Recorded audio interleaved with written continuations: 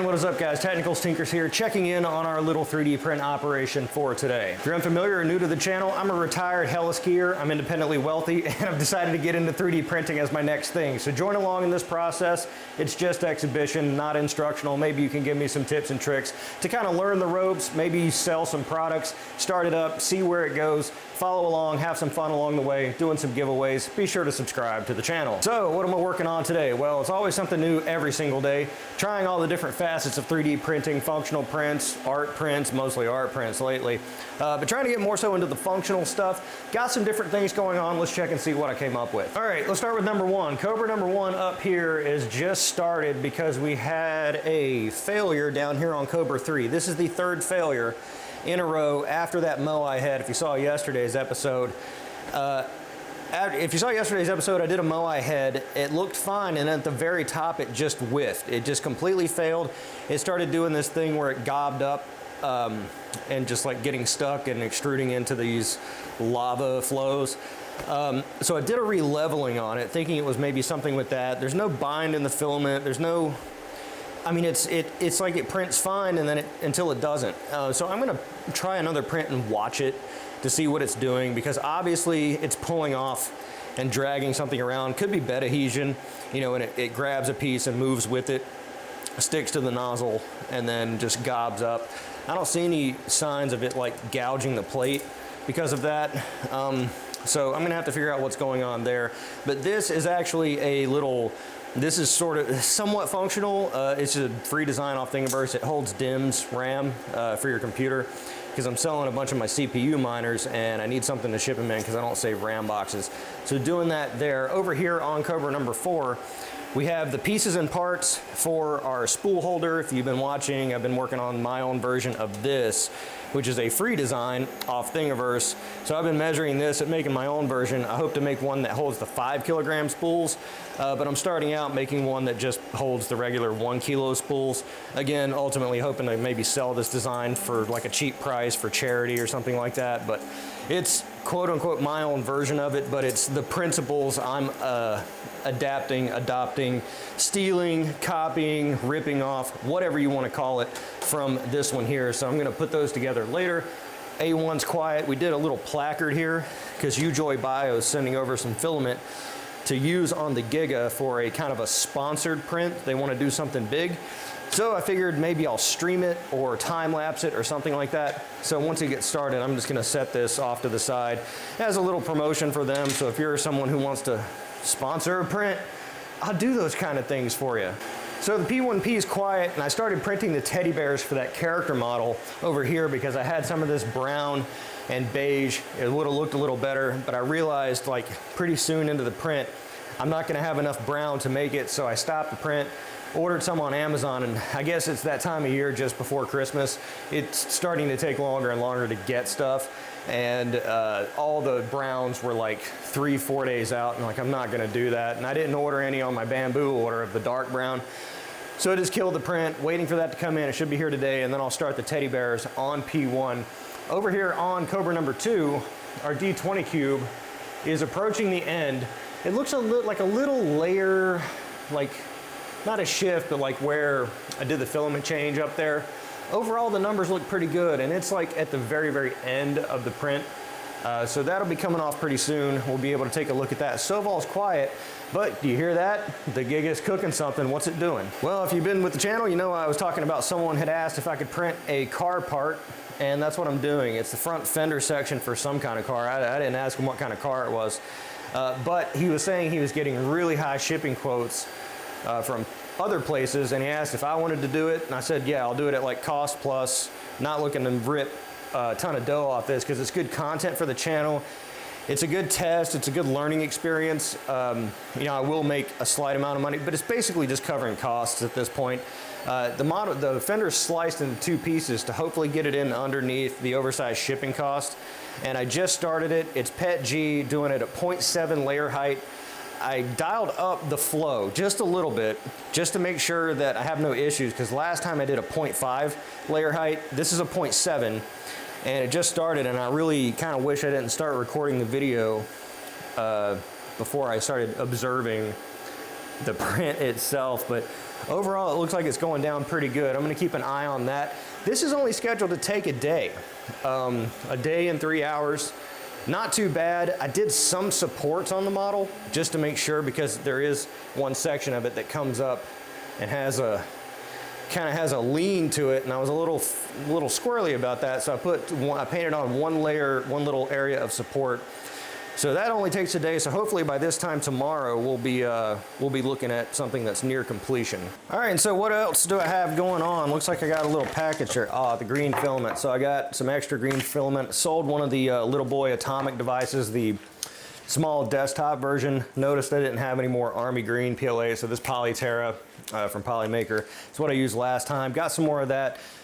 Probably, I think maybe I have one left in stock, but I'll probably print up another one just to replace it. Need to print another 45 ACP bullet to have in stock, or maybe I won't. Maybe I'll just kind of wait, because the volume on those hasn't been too much. And like I've been saying, I've been getting sales here and there, some on eBay, some on Etsy. And it's just kind of all over the place. A lot of, you know, kind of like crypto's popping off right now. So some people are getting back into crypto mining, and some of those associated products that I sell have been moving, but not nearly like it was many months ago when new ASIC devices came out. And Williams Workshop popped in and asked a question how I decided what to sell. Thanks for that. Check out his channel. I'll link his channel in the description below. Very nice guy. He's kind of on the similar sort of Etsy startup hustle sort of thing. So check him out if you want some like different perspective. Certainly recommend that. But he asked and was like, well, you know, I started with the crypto mining stuff. It was really like that shroud for the iServer based devices, which is not my design. I just asked like, hey, can I print this? Because I had the one Cobra at the time. And I was like, can I sell this? And they're like, yeah, it's whatever, it's free.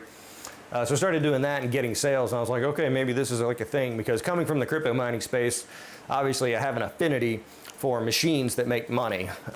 So I was like, well, 3D printers, machines that make money. So that's kind of how the genesis of that, how that started. So some things here and there, and that's kind of a good bellwether to know whether or not crypto stuff is popping. If like the sales are picking up, people are buying the motherboard stands or ASIC shrouds or things like that. And that's kind of what I've been working on here. I got this mess back here. All my CPU miners, I'm actually breaking down and selling, and that's not, well, it's two reasons. One, because I'm just tired of dealing with them. There's nothing really profitable. Plus, profits are up, so people typically, when that happens, they start to get into mining, so they start looking for products. Plus Christmas, the prices for a lot of these components are what I paid for them. I've been mining on them for a year, so you know, 7950X3D is going for on eBay, I forget what it was, like $600, which is basically what I paid for it. So I figured to sell it, make my money back plus whatever I mined with it, and I don't have to deal with it anymore. So that's what I'm working on there, and that kind of explains those DIMM cases that I've been printing. Maybe I'll throw those up on the Etsy. Maybe some people have some kind of use for that, because RAM, you know, when you pull it out, it's hard to ship this stuff if you don't have the case, because you don't want stuff like abrading or messing up the pins. So I figured instead of shipping it in a paper towel, you know, just 3D print, because I think the print ended up costing like 10 cents or something like that. And this is like, you know, over $100 worth of RAM. It's like a DDR5 32 gig kits or maybe 64 gig kits. You just pop it in there, ship it, and that way it kind of makes it to where it'll get there without having any sort of issue, because we don't like issues. Plus these PETG mining stands that I have, they're in perfectly good form. I mean, I could certainly sell these, maybe run a sale on these, because no one's really buying these right now. And there are like cheaper alternatives out there that come in little small components, but if you've been following the channel, you might remember when I designed these, I kind of went off the principle, but not like how they do it, because they ship these little parts that fit into like the motherboards that hold it and use the motherboard as the structure to hold it together. So they can ship it in a package, you know, this big. Certainly cuts down on the cost, but like I was always funny about that. Like I don't like the motherboard holding the stress of like, you know, big heavy GPU, big heavy cooler, big heavy power supply is using it as like a cantilever. So I just kind of made like a full form, like, you know, chunky thing that holds everything. So I got these extra, throw those back into stock. Character model girl here glued up. She's just waiting on her teddy bear, but looks a lot more complete with her little socks on and her body glued together. Again, I've been using that two-part cyan acrylate, like the spray activator. It immediately cures it.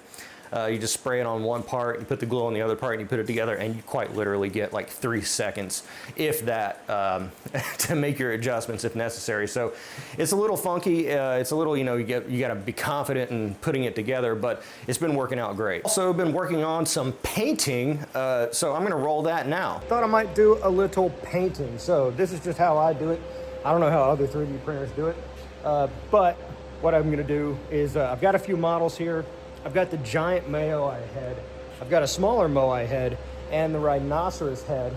I want to get some paint on all of them, but that smaller Moai head, I kind of wanted to do as a test because the big one, I don't want to screw that one up because, you know, it's a big one. So I'm going to be trying some things with some filler primer on that model. The rhino head, I'm kind of going to try to do the horn in like a white and then the rest of it just in a gray.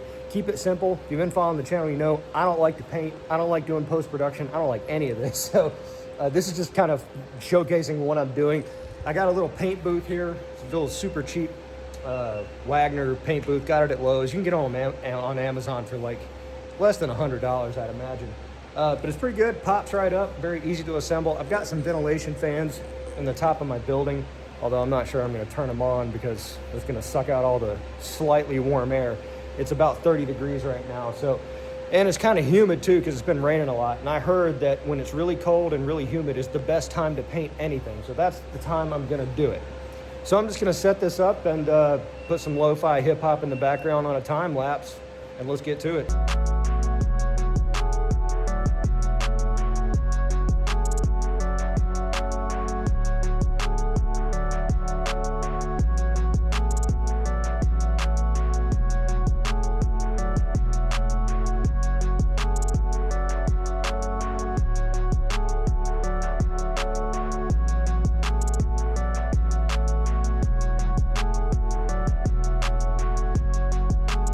All right, so had to call a bit of an audible on this one. The hammer copper, not working out. Something wrong with the can. It's globbed up in the bottom. Been sitting a long time, I'm not sure. But I think it's maybe because it's too cold.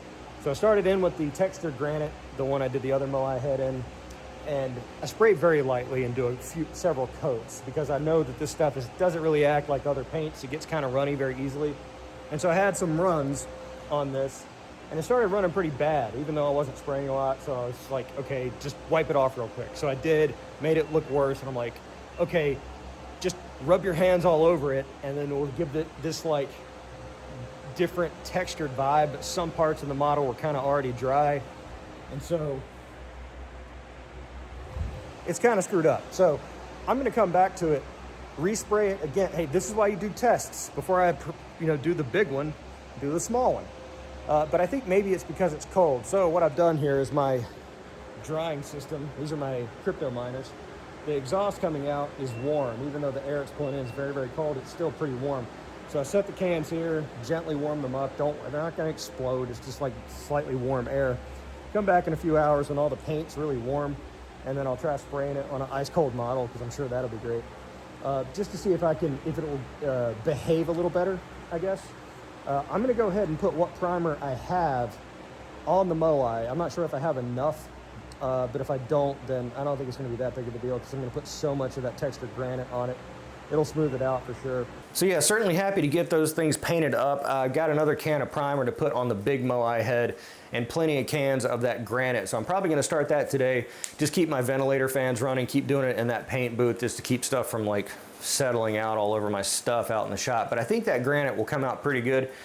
Just have to get my head around it a little more, learn not to overspray it because that runniness, I mean, I barely spray it on there and it started running. So I think a lot of that had to do with the cold, but now that's a little warmer in there, should be all right. Additionally too, I wanted to look for some more because today's Thursday, this video comes out Saturday, Sunday. So going into this weekend, probably want to look more at, I've been researching a little bit more lately on AI generated models, and someone actually reached out to me in email, a platform that's generative, based text or image seed generation. It's not a Stable Diffusion. It looks like a Stable Diffusion plugin that's run web-based. I'd really like to get into something that's run locally on my machine, so I have a little more control over it, and it's not like price bound. Now I spoke to them and they've kind of opened it up for me to use to like feature on the channel, and so I hope to do that here soon, but I really haven't put that much time into it. The few models that I did do kind of left a little bit to be desired in terms of the detail that they put out. I was trying to make something very simple, like an ashtray holder, to be honest. It was a ashtray holder that would be able to fit one of these like off-the-shelf ashtrays that I buy on Amazon, because these things are like a couple bucks.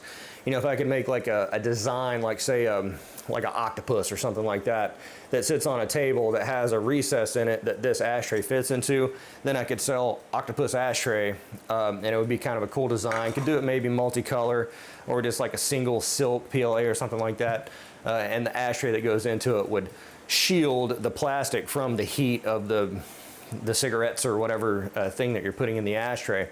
But I was working with that program to try to generate it versus trying to do it on my lonesome, and even still I could take it and have it generate, say, the octopus, and then just go into Tinkercad or Fusion and kind of drop the negative boolean in there to make the recess for it. So I've got a couple of different ways to approach it, but I really feel that moving forward, like over the next year or so, should I make it that far, that AI generated stuff is really like set to take over, and there'll be no real need for the creative aspect for it.